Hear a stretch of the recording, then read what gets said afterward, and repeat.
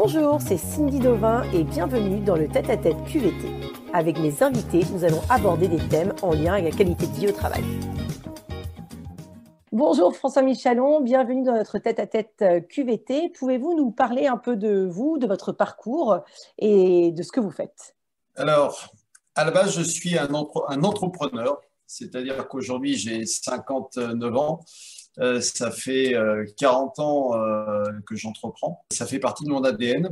Et j'ai entrepris dans plusieurs domaines d'activité différents et simultanément. Aujourd'hui, en ce qui nous concerne, on prendra ma fonction de conseil auprès de décideurs. J'étais également conseil auprès de sportifs de haut niveau et conseil auprès de décideurs depuis 20 ans au sein de Motivation Première. C'est un cabinet de conseil d'expertise que j'ai donc créé. Et au sein de ce cabinet, eh bien, j'accompagne des dirigeants pour leur permettre de sortir la tête hors de l'eau, quelquefois, d'autres fois d'améliorer leur performance, pour leur permettre aussi d'avoir un état d'esprit différent. Très bien.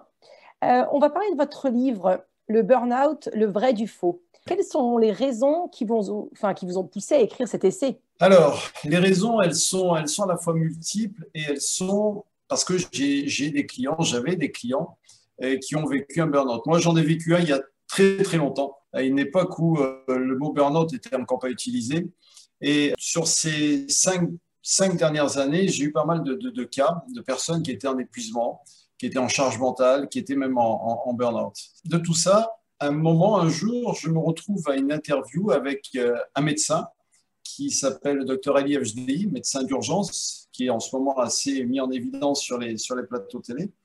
Et on a parlé de ce sujet, qui lui le constatait également au sein de ses urgences. Et puis on s'est dit, à la fin de cette interview, on s'est dit, mais on a des intérêts, des points de vue qui sont intéressants les uns et les autres. Peut-être qu'on pourrait faire quelque chose.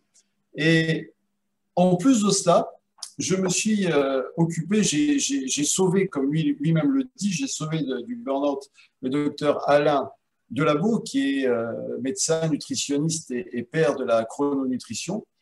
Une fois que j'ai sauvé, j'ai dit, bah, écoute, ça serait sympathique qu'ensemble, on puisse mettre nos compétences, nos expériences pour en faire un livre, mais un livre simple. On ne voulait pas faire un livre technique, parce qu'il y en a suffisamment sur le marché. On voulait faire un livre simple, de bon sens, et pour démystifier un peu, notamment, le burn-out. D'accord. Ce qui est intéressant, c'est que vous avez eu une approche multidisciplinaire parce que vous l'avez écrit à 3. Pourquoi ce choix? Tout simplement parce que déjà, nous sommes 3 personnes de terrain. Vous avez un médecin urgentiste donc, qui est sur le terrain, qui a vécu tout ce Covid. Nous avons un autre médecin de terrain qui continue à consulter, qui s'appelle Alain Delabo, qui a une expérience extraordinaire, qui est le père de la chrononutrition. Donc, c'est une méthodologie pour retrouver son poids de forme. Et c'est important parce que la nourriture, la manière de se nourrir est très importante par rapport à l'épuisement, par rapport au burn-out. Et puis moi, mon expertise, je suis ni médecin, ni coach, ni thérapeute, mais j'ai une expertise de terrain à la fois d'entrepreneur et à la fois de conseil auprès de décideurs, ayant mis en place une méthodologie assez unique pour les aider à sortir de là. On s'est dit qu'il y avait une légitimité, parce que vous comprenez bien que le point commun de tout ça, c'est l'être humain. Et c'est de rendre à l'être humain ses pleines capacités. Voilà, tout simplement. On est complètement d'accord. Et du coup, justement, la question qu'on a envie de vous poser, c'est comment on peut prévenir des risques psychosociaux? Comment on peut éviter, si c'est possible, de tomber en burn-out? Ah, alors là, c'est un peu ce qu'on met dans notre ouvrage, c'est-à-dire qu'on donne à la fois des conseils de prévention et puis on donne aussi des conseils pour s'en sortir. Mais on sait que 2020, ça a été une année d'épreuves inattendues, de bouleversements insoupçonnés et qui ont eu des effets néfastes et durables sur à la fois la santé physique et mentale de chacun. On l'a constaté également qu'il y a une souffrance psychologique, physique, qui est je dirais un mal insidieux. Autant on a un traitement, un vaccin contre ce fameux Covid, autant contre ce mal-être, ce burn-out, on n'a pas grand-chose, on n'a pas de vaccin, si ce n'est de la prévention. Et ça, c'est important. Donc, prévention, faire attention à ses proches, être vigilant. Alors il y a plusieurs points de vue. Soit on se place au sein de l'entreprise. Donc là, c'est travailler sur le sens du travail, dépister les symptômes. C'est aussi favoriser le travail d'équipe. Et Dieu sait qu'en ce moment, c'est compliqué parce que, vous le savez, les équipes sont souvent en télétravail. Certains ne veulent pas revenir, ont peur de revenir. Donc, il faut revoir tout ça. L'entreprise également doit peut-être mieux revoir la charge de travail, soutenir et autonomiser un peu plus les collaborateurs, s'intéresser aux managers, parce que les managers ont un rôle qui est difficile. Souvent, ils ne sont pas formés pour tout cela. Ils sont bons dans certains domaines, mais pas forcément bons. Où il faut les sensibiliser à tout ce qui est RPS, et puis aussi utiliser des outils qui sont aujourd'hui disponibles et s'en servir pour le bien-être de chacun. Mais ça, c'est le côté, on va dire, société. Maintenant, vous avez un côté plus personnel où il est nécessaire d'être vigilant sur vos proches. Parce qu'un burn-out, par exemple, peut arriver dans une entreprise, mais ça peut arriver à vous, mesdames. On sait qu'il y a des mamans qui sont en burn-out. Donc, il faut être vigilant. Voilà. C'est ce qu'on vit un peu chez XXL Happiness, c'est ce côté d'équilibre vie pro, vie perso qui est parfois très compliqué à trouver dans les entreprises. Et quand les entreprises ne vous donnent pas l'occasion de pouvoir avoir accès sur leur pause déjeuner, par exemple, à des activités sportives, des activités bien-être pour pouvoir faire une pause, c'est essentiel. Donc, on connaît ce problème. Et d'ailleurs, vous avez parlé juste avant des risques psychosociaux, mais il y a cette nouvelle façon de parler maladie qui est le bore-out. On n'en parle pas beaucoup et pourtant, elle est fortement présente. Quel est votre avis sur le sujet? Effectivement, il est présent. Peut-être que le bore-out, on peut simplement expliquer un peu ce que c'est ou le traduire. C'est un surplus d'ennui. Ça paraît assez paradoxal. C'est-à-dire que le burn-out, il y a trop, il y a un excès. Et le bore-out, il n'y a pas assez. C'est-à-dire qu'on s'ennuie. C'est un syndrome là qui est beaucoup plus lié au travail. Et là, je dirais le salarié, il a une sorte d'ennui profond parce que il n'a pas un job intéressant, ou alors, et ça arrive, il est au placard. Donc, le fait de se retrouver au placard, il y a un ennui total. Vous imaginez, vous arrivez au bureau le matin, ou alors vous êtes sur votre télétravail, il n'y a rien à faire. Il n'y a rien, c'est pas motivant. Alors que vous avez des compétences. Parce qu'attention, ça correspond aussi à un sous-investissement, une absence de perspective, alors que vous avez toutes les compétences. Et vous ennuyez parce que c'est un peu comme vous êtes en train de dépérir de l'intérieur, mais non pas par un excès d'activité, mais par un manque d'activité, et ça vous ronge de l'intérieur. Donc, c'est dramatique. Et dans ce cas-là, je dirais, fuyez si c'est possible, ou faites en sorte de changer. Parce qu'à tout moment, vous pouvez changer. C'est ça qui est important. Et donc, vous pensez que s'il y avait des formations de manière plus récurrente dans les entreprises, on pourrait un peu, en tout cas, éviter le bore-out? Est-ce que ça passe aussi par la formation? Mais absolument. Vous savez, aujourd'hui, il est prouvé qu'on n'aura pas une vie professionnelle comme il y avait il y a des années en arrière. On va devoir se renouveler régulièrement. C'est fini le temps où on faisait pendant 40 ans sa même carrière dans une même société. C'est fini ça. Il est dit qu'on devra peut-être changer d'activité 4 à 6 fois. Donc, il faut se renouveler. Ça fait partie du changement. Moi, quand je vous disais que j'ai eu plusieurs activités à la fois en même temps et différentes, c'est une sorte d'agilité, c'est une sorte de souplesse d'esprit, et c'est amusant aussi. Maintenant, tout le monde n'a pas cette capacité. Donc, il est nécessaire de former, et vous voyez bien aussi qu'il y a des métiers qui n'existent plus, et qu'il va y avoir des nouveaux métiers dont on ne sait même pas encore, on ne les connaît pas. Donc, la formation est nécessaire, absolument. Il y a ce nouveau métier qui est assez, c'est un peu la polémique, c'est le Chief Happiness Officer. Vous pensez quoi de ce nouveau métier, justement? Alors, il y a plusieurs. Vous savez, encore une fois, ça dépend de la personne qui va officier. Il y a des bonnes choses. Je dirais la première des choses, c'est que c'est bon signe. La société, la société a pris conscience qu'il était nécessaire de faire bouger les choses. Donc, de nommer une personne qui va essayer de réveiller, de faire bouger, d'amener quelque chose de différent, d'amener plus de happiness, comme on dit, de joie, c'est très bien. Après, est-ce que ça fonctionne? Certaines fois, oui, certaines fois, non, parce que ça va dépendre de la personne en charge de ça. Et puis, il faut arriver à sensibiliser les collaborateurs, et d'autant plus dur en ce moment, je pense que vous l'avez constaté, que nous sommes en période de télétravail. Quand vous avez une partie d'effectifs qui est chez eux, ils sont peut-être moins concernés. Mais je pense que c'est un pas intéressant. Ensuite, il y a plein de choses qui vont se mettre en place au quotidien. Oui, là où je vous rejoins, c'est que on ne peut pas mettre tout sur le Chief Happiness Officer. Une démarche QVT, c'est transversal. Donc, si les collaborateurs ne sont pas investis, la personne, pour être la meilleure possible, il ne se passera rien. Donc, je vous suis complètement sur le sujet. Ah oui, c'est indispensable parce qu'il ne faut pas tout faire reposer sur la fonction du Chief Happiness Officer parce que sinon, ça va être compliqué. Si les collaborateurs, le personnel n'a pas envie d'y aller, vous ne pouvez pas les obliger avec un fusil sous la tempe. Hein. Non, en tout cas, c'est pas. On va éviter d'en arriver là. On est bien d'accord. On a été donc bien sûr sur votre site. Et donc, je cite, François réveille vos qualités humaines, vos motivations premières intérieures dans le strict respect de vos valeurs et de votre environnement.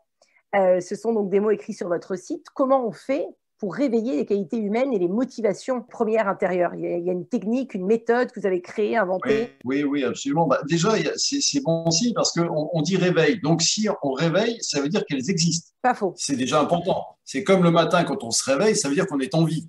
Simplement, il faut se secouer un peu. Vous savez, comme la bouteille d'orangina, on secoue, on fait bouger la pulpe, et là, on retrouve des qualités qui étaient à l'intérieur, qui sont à l'intérieur de chacun. On retrouve des motivations intérieures, parce que vous savez que vous avez la motivation extérieure, mais vous avez la motivation intérieure.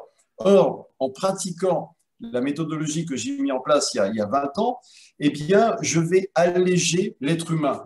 C'est un petit peu, je vous donne une image. Vous avez un ordinateur qui est puissant, qui est extraordinaire.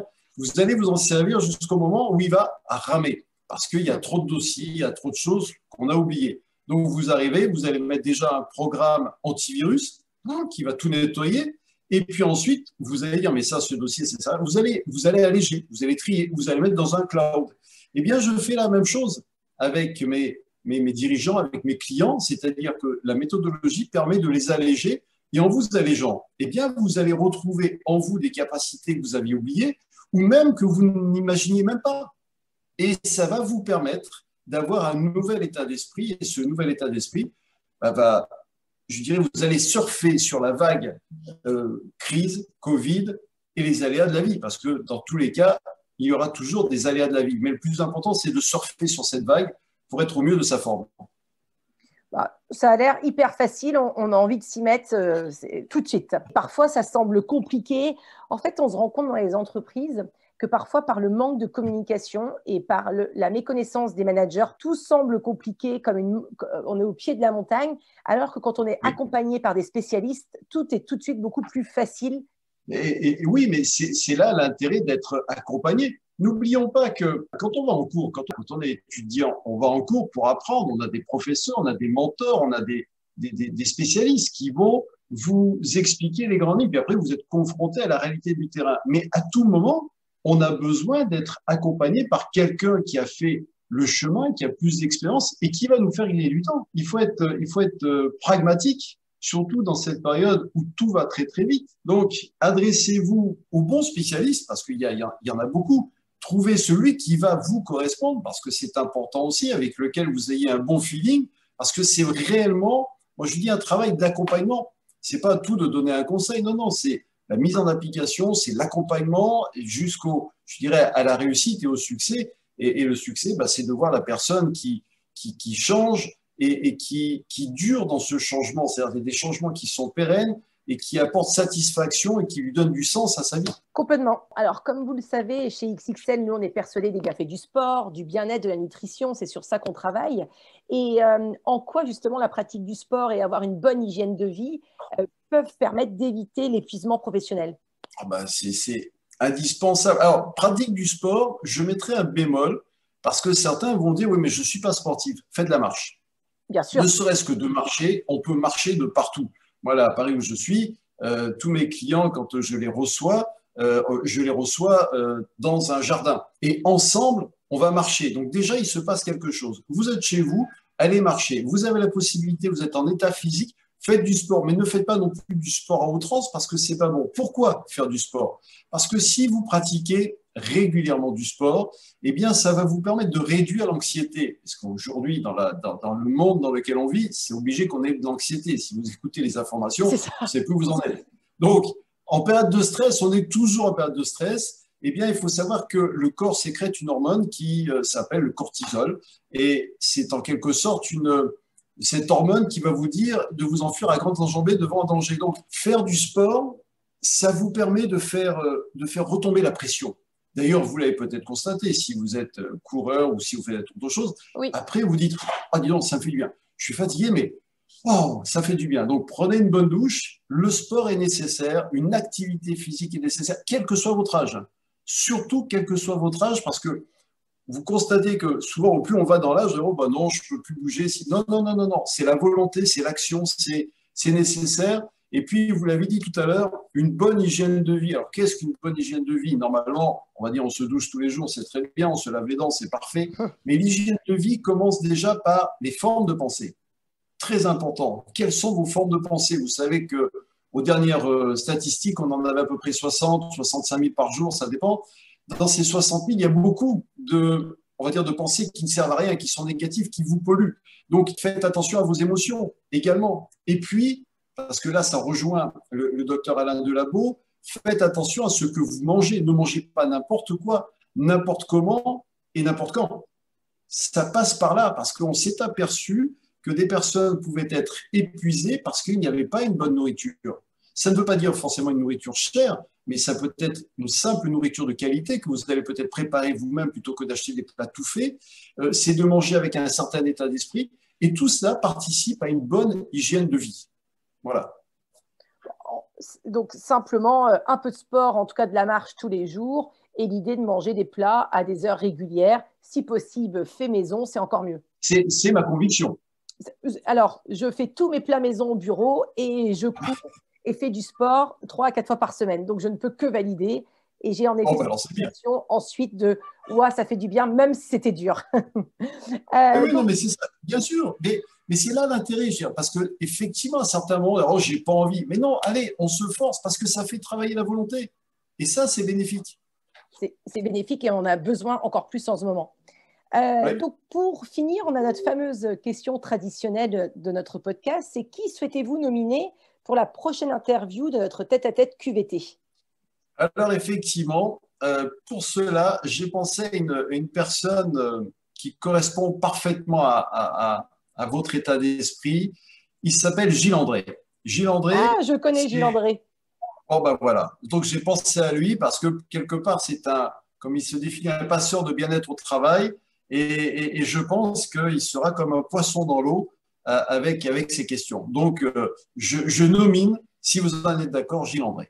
Oui, complètement. On a eu l'occasion de partager à Bordeaux nos points de vue et clairement, on est sur la même longueur d'onde et on espère demain pouvoir démocratiser la qualité de vie au travail et que ça devienne plus justement quelque chose d'utopique, mais qu'au quotidien, ça puisse être dans les entreprises. Oui, absolument. En tout cas, merci beaucoup. C'était vraiment un plaisir. Avec plaisir. Merci beaucoup en tout cas. Très belle journée. Merci. Merci. Au revoir. Au revoir. Au revoir.